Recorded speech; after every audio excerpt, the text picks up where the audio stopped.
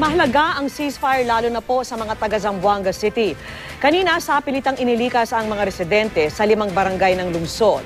Kalunos-lunos ang lagay ng ilan sa mga sinundo na dahil sa gutom ay hinimatay na. At live mula sa Zamboanga City, saksi si Chino Gaston. Chino?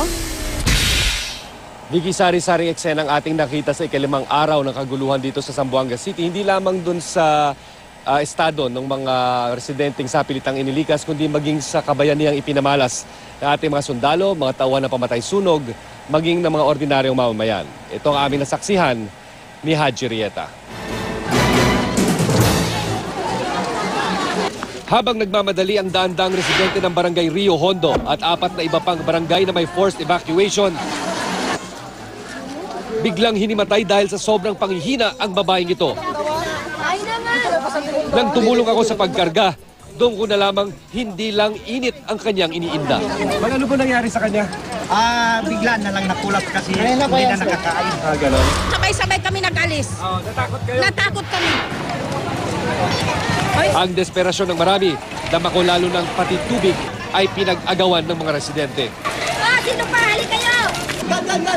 Kung ang mga nakakatanda, ganun na lang ang pagkahapo, paano pa kaya ang mga bata? Iniwan nilang mistulang ghost town ang kani-kanilang komunidad. Pero bandang tanghali, umalingaw-ngaw muli ang putukan. At muling nabulabog ang mga natitira pang evacuee na nagmamadaling magkasya sa nooy nag-iisang pick-up truck sa lugar.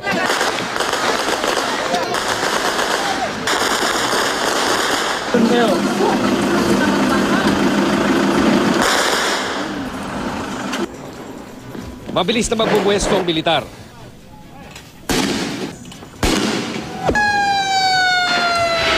Muli ring sumiklab ang sunog dito sa 3 magkakahiwalay na lugar sa lungsod.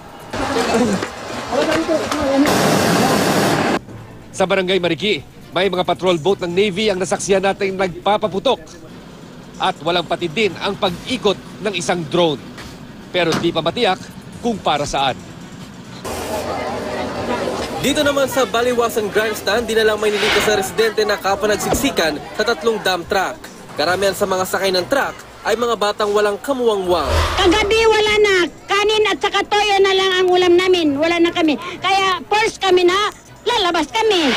Sa ngayon, mahigit 23,000 na ang bilang ng displaced o inilikas ng mga residente dito at sa ibang satellite evacuation center. Kaya naman lalong pahirapan sa paghahanap ng pwesto ang marami.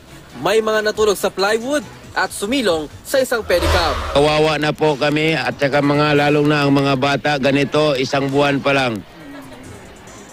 Sana ang hiningi namin hiling kay Mr. President Noynoy Aquino, sana makauwi na kami sa bahay namin. Habang ang mga kababayan nating Badyaw at Sama nananatili sa may 200 bangka malapit sa evacuation center. Hindi kami makalakad doon sa taas.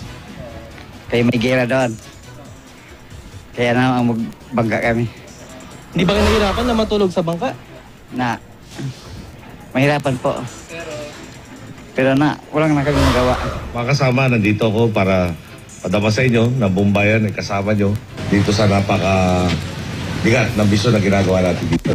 Personal namang binisita ni Pangulo Aquino ang mga sundalo sa West Mincom Headquarters.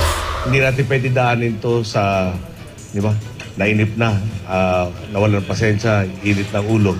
Kailangan ng hinahon para nga ma-achieve natin yung maniguradong hindi dumami ang mawalan ng buhay o masugatan dito sa kasalukuyang kaganapan. Tila bukas naman sa pakipag-usap sa gobyerno ang Miswari faction ng MNLF na iminungkahi pang gawing tagapamagitan si Senador Antonio Trillanes IV. Si Senator Trillanes ang nagustuhan ng mga religious Muslim leaders dapat mag-interfere at saka yung mga ibang ambassadors ng OIC dito sa Pilipinas.